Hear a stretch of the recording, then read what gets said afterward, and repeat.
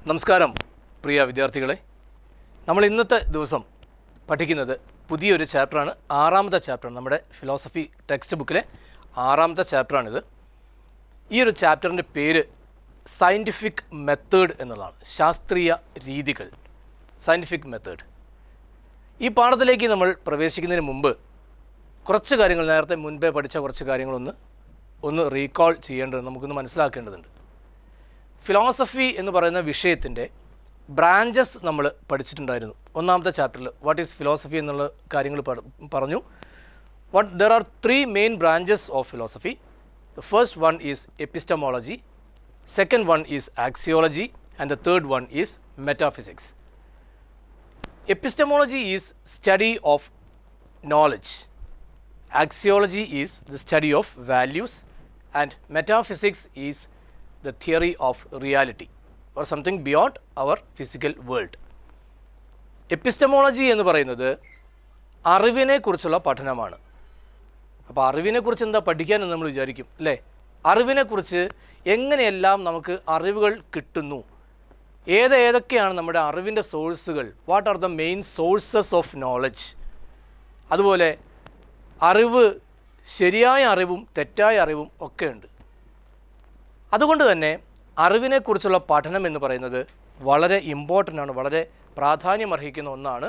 The study of knowledge, that means epistemology. ഈ ഒരു chapter പ്രധാനമായിട്ടും നമ്മൾ ഈ എപ്പിസ്റ്റമോളജിയെ ബേസ് ചെയ്തുകൊണ്ടാണ് നമ്മുടെ സയൻറ്റിഫിക് മെത്തേഡ് എന്ന് പറയുന്ന ചാപ്റ്റർ നീങ്ങുന്നത്. നിങ്ങൾക്കെല്ലാവർക്കും പലതരത്തിലുള്ള അറിവുകൾ ഉണ്ടാവും. അതാണ് ഞാൻ നേരത്തെ പറഞ്ഞത്. ചില അറിവുകൾ തെറ്റായ അറിവുകളായിരിക്കും, ചിലത് വളരെ നല്ല ശരിക്കുള്ള അറിവാണെന്ന് തോന്നും, ചില വിശ്വാസങ്ങളും അന്ധവിശ്വാസങ്ങളും ഉണ്ട്. ഇങ്ങനെ നമുക്ക് പല തരത്തിൽ നിന്നുള്ള അറിവുകൾ കിട്ടും. നിങ്ങൾക്ക് അറിവ് കിട്ടുന്ന മേഖലകൾ എന്തൊക്കെയാണെന്ന് നിങ്ങളൊന്ന് നോക്കുക. ഒരു 2 മിനിറ്റ് കൊണ്ട് അത് ഒന്ന് നോട്ട് ബുക്കിൽ ചെറുതായിട്ട് ഒന്ന് എഴുതി നോക്കുക. എവിടെ നിന്നൊക്കെയാണ് നമുക്ക് അറിവ് കിട്ടുന്നതെന്ന് ഒന്ന് എഴുതാൻ ശ്രമിക്കുക. അത് ക്ലാസ്സിന് ശേഷം അധ്യാപകനെ കാണിക്കുകയാണ് ചെയ്യേണ്ടത്. ഈ അറിവിൻ്റെ സോഴ്സസ്, നിങ്ങൾക്ക് എങ്ങനെയെല്ലാം അറിവ് കിട്ടുന്നു എന്നുള്ളത് നിങ്ങൾ ആദ്യം ഒന്ന് ലിസ്റ്റ് ഔട്ട് ചെയ്യുക. നമുക്ക് നമ്മുടെ ലൈഫിലുള്ള, നമുക്ക് സാധാരണ നമ്മൾ എക്സ്പീരിയൻസ് ചെയ്യുന്ന ചില കാര്യങ്ങൾ പറഞ്ഞുകൊണ്ട് നമുക്ക് ഈ ചാപ്റ്റർ ഇങ്ങനെ തുടങ്ങാം. നിങ്ങൾ എങ്ങോട്ടെങ്കിലും നല്ലൊരു വഴിക്ക് പോകുകയെന്ന് വിചാരിക്കുക. പെട്ടെന്നാണ് ഒരു പൂച്ച നിങ്ങൾ ക്രോസ് ചെയ്ത് ചാടുന്നു. പെട്ടെന്ന് തന്നെ സ്വാഭാവികമായിട്ട് നമ്മളെല്ലാവരും കേട്ടിട്ടുള്ളൊരു സാധനം എന്താണ്? പൂച്ച നമ്മുടെ കുറുകെ ചാടിക്കഴിഞ്ഞാൽ അന്നത്തെ ദിവസം പോയി, അയ്യോ എന്തോ ദുശകൻ, എന്തോ ഇന്ന് പോകണ്ട എന്നൊക്കെ പറഞ്ഞ് നമ്മളങ്ങനെ അതിനെപ്പറ്റി വലിയ പേടി, സ്വപ്നം, അങ്ങനെയുള്ള കാര്യങ്ങളുണ്ടാകുന്ന ആളുകളുണ്ട് അല്ലേ? ഇതുപോലെ തന്നെ വിദേശീയരുടെ ഇടയിലുള്ള കൃത്യമായിട്ട് പലപ്പോഴും അവർ കീപ്പ് ചെയ്യുന്ന മറ്റൊരു വിശ്വാസമാണ് 13 ഈസ് എൻ അൺലക്കി നമ്പർ. 13 എന്ന് പറയുന്നത് ഒരു നിർഭാഗ്യമുള്ള സംഖ്യയാണ്, അല്ലെങ്കിൽ മോശം സംഖ്യയാണ് എന്നുള്ള വിശ്വാസങ്ങളുണ്ട്. പലപ്പോഴും ചില ഹോസ്പിറ്റലുകളിൽ ഒക്കെ തന്നെ 13 എന്ന പേരിൽ റൂമുകൾ പോലും ഉണ്ടാകാറില്ല എന്ന് പറയപ്പെടാറുണ്ട്.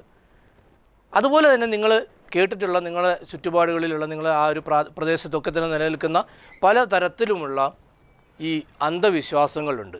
പലതരത്തിലുള്ള അന്ധവിശ്വാസങ്ങൾ. കയ്യിൽ ഉപ്പ് കൊടുത്തു കഴിഞ്ഞാൽ ആളുകളെ ഇഷ്ടമല്ലാതെ ആവും എന്നൊക്കെ പറഞ്ഞ് നമുക്ക് ആ കേട്ടതും കേൾക്കാത്തതുമായ ധാരാളം അന്ധവിശ്വാസങ്ങൾ നമ്മുടെ സമൂഹത്തിലുണ്ട്. അപ്പോൾ നേരത്തെ നമ്മൾ പറഞ്ഞു തുടങ്ങി, അറിവ് കിട്ടുന്നതിനെക്കുറിച്ചാണ് ഈ പറയുന്നത് എപ്പിസ്റ്റമോളജിയിൽ. അപ്പോൾ ഇതൊക്കെ നമുക്ക് കിട്ടിയിട്ടുള്ള ചില അറിവുകളാണ്. ഇനി ഈ അറിവ് ശരിയാണോ തെറ്റാണോ എന്നുള്ളതാണ് നമ്മുടെ ഒരു പ്രശ്നം. അപ്പം ഇത്തരത്തിലുള്ള ചില മെത്തേഡുകളെയാണ് നമ്മൾ ആദ്യം ഒന്ന് പരിചയപ്പെടുന്നത്. അതിലുള്ള ആദ്യത്തെ ഒരു മെത്തേഡാണ് മെത്തേഡ് ഓഫ് ടെനാസിറ്റി എന്ന് പറയുന്നത്. ആ ടെനാസിറ്റി മെത്തേഡിൻ്റെ ഉദാഹരണങ്ങളായിട്ടാണ് നമ്മൾ നേരത്തെ പറഞ്ഞ പൂച്ച കുറുകെ ചാടുന്നതും, അതുപോലെ 13 എന്ന് പറയുന്നത് ഒരു ചീത്ത സംഖ്യയാണ് എന്ന് പറയുന്ന വിശ്വാസം. അതുകൂടാതെ തന്നെ മുകളിലിരുന്നിട്ട്, കട്ടിലിൻ്റെ മുകളിലൊക്കെ ഇരുന്ന് നമ്മളിങ്ങനെ കാലാട്ടുമ്പോൾ പറയും, കാലാട്ടരുത്, അത് അച്ഛനും അമ്മയ്ക്കും ദോഷം ഉണ്ട് എന്നൊക്കെ പറയും, അങ്ങനെയൊക്കെ പറയാറുണ്ട്. പക്ഷേ നിങ്ങൾ ചോദിക്കണം എന്താ അതിൻ്റെ കാരണം എന്ന് വെച്ചാൽ അതൊന്നും ആരും പറയില്ല അല്ലേ?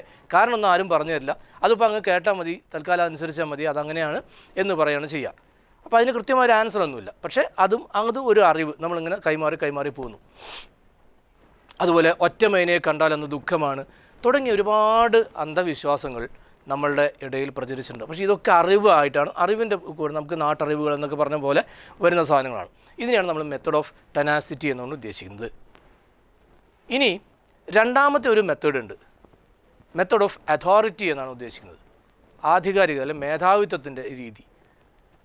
നമ്മൾ ചിലപ്പോൾ വിചാരിക്കും എന്ത് കാര്യം അറിയണമെങ്കിൽ നമ്മൾ ഇന്ന ആൾ എൻ്റെ ടീച്ചറോട് അല്ലെങ്കിൽ എൻ്റെ അച്ഛനോട് എൻ്റെ അമ്മയോട് അല്ലെങ്കിൽ ഡോക്ടറോട് ചോദിച്ചു കഴിഞ്ഞാൽ അതിനുള്ള കറക്റ്റ് ആൻസർ കിട്ടുമെന്ന് നമ്മളൊക്കെ വിചാരിക്കും. കാരണം അവർക്കിതെല്ലാം നന്നായിട്ട് അറിയാം. അപ്പോൾ അറിയുന്ന ഒരാളല്ലേ, ആ അറിയുന്ന ആളുകളോട് ചോദിച്ചാൽ മതി, അതിൻ്റെ ആൻസർ കിട്ടും, we will get the correct answer എന്ന് വിചാരിച്ചിട്ട് നമ്മൾ പലപ്പോഴും എന്ത് ചെയ്യുന്നു, നമ്മൾ ഈ പറഞ്ഞ രീതിയിലുള്ള ആളുകളെ അപ്രോച്ച് ചെയ്യും. വളരെ ഉന്നതരാണ് എന്ന് നമ്മൾ കരുതുന്ന ആളുകൾ, ചിലപ്പോൾ നമ്മുടെ ടീച്ചേഴ്സ് ആയിരിക്കാം, നമ്മുടെ പാരൻസ് ആയിരിക്കാം, അല്ലെങ്കിൽ ഡോക്ടേഴ്സ് ആയിരിക്കാം, എൻജിനീയേഴ്സ് ആയിരിക്കാം. അങ്ങനെയുള്ള നമുക്ക് ചില വിവരങ്ങൾ അറിയാൻ വേണ്ടി അവർ പറഞ്ഞാൽ പിന്നെ ഒരു തെറ്റും ഉണ്ടാവില്ല എന്ന രീതിയിൽ നമ്മൾ അത്തരം ആളുകളെ ആശ്രയിക്കുന്നു, അന്ധമായി ചിലപ്പോൾ വിശ്വസിക്കുകയും ആശ്രയിക്കുകയും ചെയ്യുന്നു. എന്നാൽ എപ്പോഴും ഇവരിൽ നിന്ന് കിട്ടുന്ന അറിവുകൾ ശരിയായിക്കൊള്ളണമെന്നും ഇല്ല. അപ്പോൾ അതുകൊണ്ട് അതിനെ നമ്മൾ ആ ഒരു മെത്തേഡിനെ, ആ തരത്തിൽ ആളുകളെ ആശ്രയിക്കുന്ന അങ്ങനെയുള്ളൊരു രീതിക്കാണ് നമ്മൾ എന്ത് പറയുന്നത്, മെത്തേഡ് ഓഫ് അതോറിറ്റി എന്നതുകൊണ്ട് ഉദ്ദേശിക്കുന്നത്. ഇപ്പോൾ നമ്മൾ ഡിസ്കസ് ചെയ്തത് മെത്തേഡ് ഓഫ് ടെനാസിറ്റി എന്താണെന്ന് പറഞ്ഞു, മെത്തേഡ് ഓഫ് അതോറിറ്റി എന്താണെന്ന് പറഞ്ഞു. ഇനി വരുന്നതാണ് മെത്തേഡ് ഓഫ് ഇൻറ്റ്യൂഷൻ, അന്ധപ്രജ്ഞ. നമ്മൾക്ക് ചില ആളുകൾക്ക് എന്താ പറയുക, ചില ഉൾപ്രേരണകൾ കൊണ്ട്, അന്ധപ്രേരണകൾ കൊണ്ട് പല കാര്യങ്ങളും ഇമാജിൻ ചെയ്യാനും ചിലതൊക്കെ സംഭവിക്കുമെന്ന് പറയാനും ഒക്കെ സാധിക്കുന്നു എന്ന് നമ്മൾ കണ്ടിട്ടുണ്ട്. ചില ആളുകൾ കൈ നോക്കിയിട്ടും മുഖം നോക്കിയിട്ടും അങ്ങനെയൊക്കെ നിങ്ങൾക്ക് തന്നെ പറ്റും, എനിക്ക് എൻ്റെ ഉള്ളിൽ തോന്നുന്നു എന്നൊക്കെ പറയുന്നു. ചിലപ്പോഴത് ശരിയാവാം, ചിലപ്പോൾ തെറ്റാവാം. അപ്പോൾ പക്ഷേ അതും എന്തല്ല, കൃത്യമായി ആധികാരികമായി നമുക്ക് കിട്ടുന്ന ഒരു അറിവ് അല്ല. അപ്പോൾ മെത്തേഡ് ഓഫ് ഇൻഡ്യൂഷനാണ് നമ്മൾ പറഞ്ഞത്. ഇപ്പം നേരത്തെ പറഞ്ഞ പോലെ ആളുകളെ മുഖം നോക്കിയിട്ട് കൈ നോക്കിയിട്ട് അങ്ങനെ കണ്ണിലേക്ക് നോക്കിയിട്ടൊക്കെ ചിലപ്പോൾ ചില ആളുകൾ പ്രവചിക്കും, അല്ലേ, നിങ്ങൾക്ക് അത് സംഭവിക്കും, ഇത് സംഭവിക്കും, അല്ലെങ്കിൽ നിധി കിട്ടും എന്നൊക്കെ പറഞ്ഞാൽ ഇതൊക്കെ എൻ്റെ മനസ്സിൽ വരുന്നത്. പക്ഷേ ഇതൊന്നും എന്തല്ല, ഇതൊന്നും നമുക്ക് ആധികാരികമായിട്ട് ഇതൊന്നും നമുക്ക് കൃത്യമായി പറയാൻ പറ്റില്ല. ഇത് ശാസ്ത്രീയമാണ്, ഈ അറിവ് ശാസ്ത്രീയമാണെന്ന് പറയാൻ പറ്റില്ല.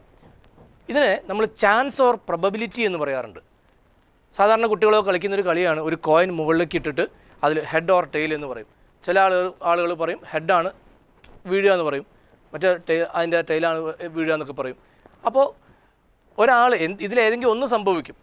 അങ്ങനെ സംഭവിക്കുമ്പം അത് ആരുടെയും പ്രത്യേകത കൊണ്ടൊന്നും സംഭവിക്കുന്നതല്ല. അതിനാണ് നമ്മൾ ചാൻസ് ഓർ പ്രൊബബിലിറ്റി എന്നുകൊണ്ട് അർത്ഥമാക്കുന്നത്. അപ്പോൾ അതൊന്നും നമുക്ക് കൃത്യമായി ശാസ്ത്രീയമായി പറയാൻ സാധ്യമല്ല. പിന്നെ രണ്ടാമത്തെ ഒരു കാര്യം, ഇത്തരത്തിലുള്ള മെത്തേഡുകളുടെ, നമുക്ക് ഈ നേരത്തെ മുകളിൽ സൂചിപ്പിച്ചിട്ടുള്ള മെത്തേഡുകളുടെ മറ്റൊരു രീതി എന്ന് പറയുന്നത്, ഇതിനൊന്നും ഒരു പൊതു സ്വഭാവം ഇല്ല എന്ന് നമുക്ക് കാണാൻ സാധിക്കും. ഇപ്പം നിങ്ങളുടെ നാട്ടിൽ ഉള്ള പഴഞ്ചൊല്ലുകളോ രീതികളോ അല്ലെങ്കിൽ അവിടെ ഉള്ള ചില വിശ്വാസങ്ങളോ ആയിരിക്കില്ല മറ്റേതെങ്കിലും നാട്ടിലുണ്ടാവുക. ചിലപ്പോൾ ഇവിടെ തെറ്റ് എന്ന് പറയുന്ന കാര്യങ്ങളായിരിക്കും വേറെ ചില സ്ഥലങ്ങളിൽ ശരി എന്ന രീതിയിൽ പറയുന്നത്.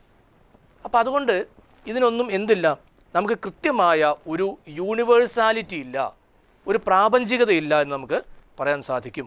ഇതിന് പൂർണ്ണമായി നമുക്ക് അംഗീകരിക്കാൻ സാധിക്കുന്ന ഒന്നല്ല. നമ്മളെല്ലാവരും ഇപ്പോൾ ലോകം മുഴുവൻ ഫേസ് ചെയ്യുന്നൊരു കാര്യമുണ്ട്, കൊറോണ രോഗം, അല്ലേ. അപ്പോൾ ഈ കൊറോണ വൈറസാണ് ഈ ഒരു രോഗത്തിന് കാരണം എന്നാണ് നമ്മൾ ഏതായാലും ഇതേവരെ തെളിയിക്കപ്പെട്ടിട്ടുള്ളൊരു കാര്യം. ഇതാണ് അത് കോഴിക്കോടുണ്ടാവുന്ന ഒരു കൊറോണ പേഷ്യൻറ്റിന് വേറൊരു സാധനവും, തിരുവനന്തപുരത്തുള്ള വേറൊരു സാധനവും, അമേരിക്കയിലുള്ളവർക്ക് വേറൊരു വൈറസ്, അങ്ങനെ രീതിയിലല്ല അത് വരുന്നത്. ലോകമെമ്പാടും ഈ രോഗത്തിൻ്റെ കാരണം എന്ന് പറയുന്നത് ഈ ഒരു പെർട്ടിക്കുലർ വൈറസാണ്. എന്നാൽ അതുപോലെ നമുക്ക് ഈ പറയുന്ന മെത്തേഡുകളൊന്നും തന്നെ എന്ത് ചെയ്യാൻ പറ്റില്ല, നമുക്ക് യൂണിവേഴ്സലി അത് എല്ലാം ശരിയാണെന്ന് പറയാൻ പറ്റില്ല.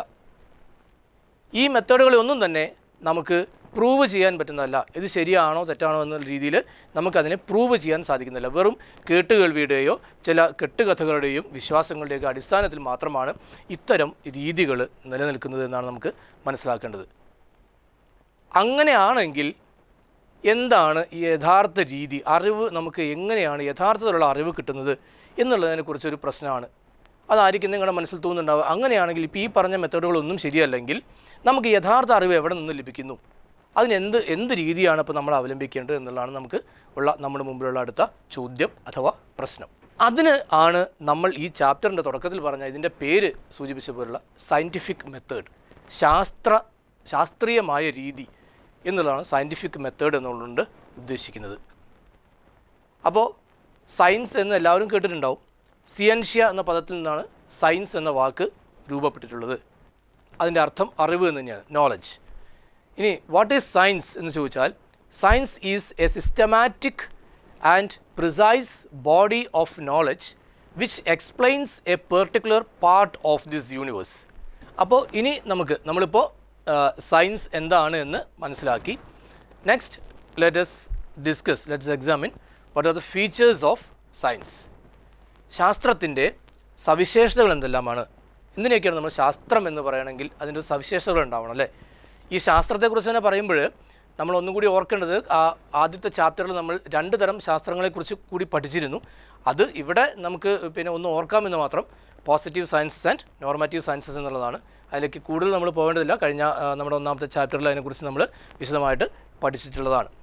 Then let us examine what are the main features of science. The first one, scientific principles are universal.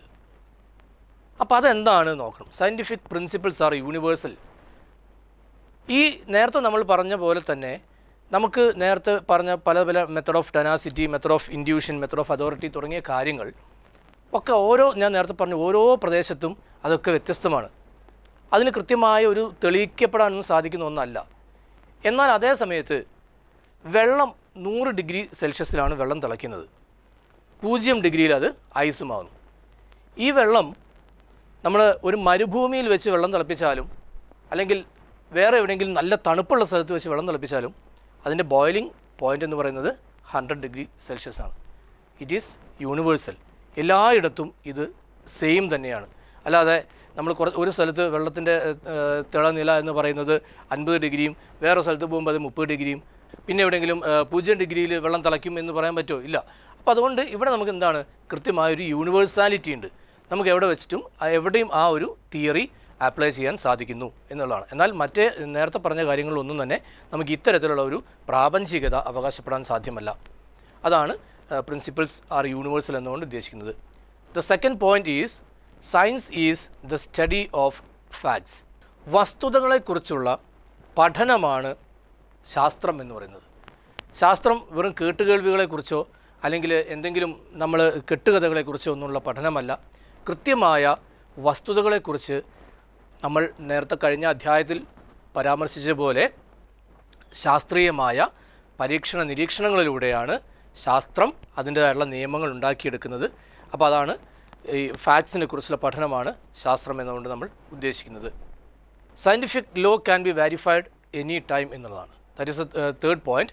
Scientific law can be verified. ഒരു ശാസ്ത്രീയ നിയമം, ആ നിയമം നമ്മൾ പറയുമ്പോൾ അത് എന്ത് ചെയ്യാൻ സാധിക്കണം, വീണ്ടും നമുക്ക് അത് പ്രൂവ് ചെയ്യാൻ സാധിക്കുക, അല്ലെങ്കിൽ അത് ശരിയാണോ എന്ന് നമുക്കത് വെരിഫൈ ചെയ്യാൻ സാധിക്കണം.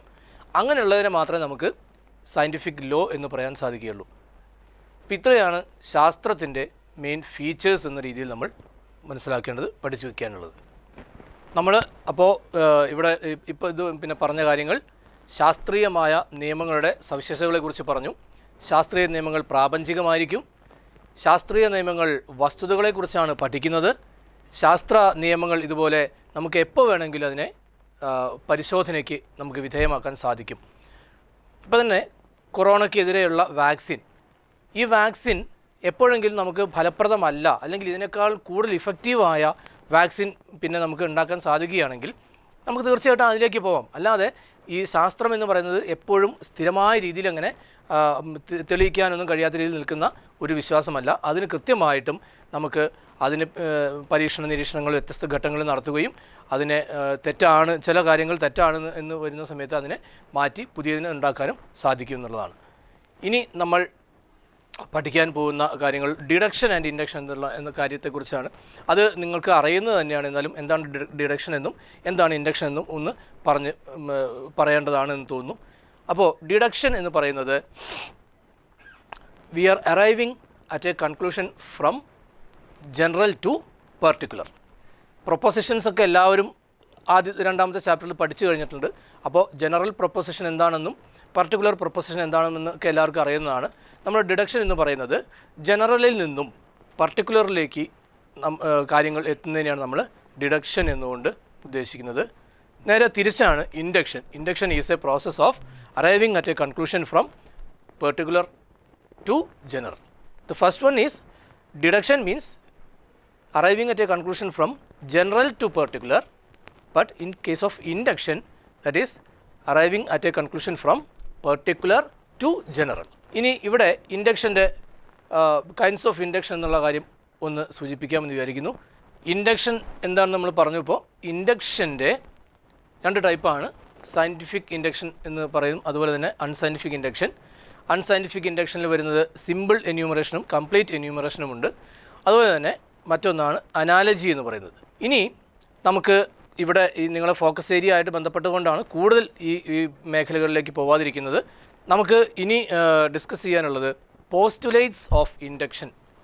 പോസ്റ്റുലേറ്റ്സ് ഓഫ് ഇൻഡക്ഷൻ എന്താണ്? പോസ്റ്റുലേറ്റ്സ് എന്ന് പറഞ്ഞാൽ സെൽഫ് എവിഡൻറ്റ് പ്രിൻസിപ്പിൾസ് എന്നുള്ളതാണ് പോസ്റ്റുലേറ്റ്സ് എന്നുകൊണ്ട് ഉദ്ദേശിക്കുന്നത്. അപ്പോൾ പോസ്റ്റുലേറ്റ്സ് ഓഫ് ഇൻഡക്ഷൻ എന്ന രീതിയിൽ നമുക്ക് 3 നിയമങ്ങളാണുള്ളത്.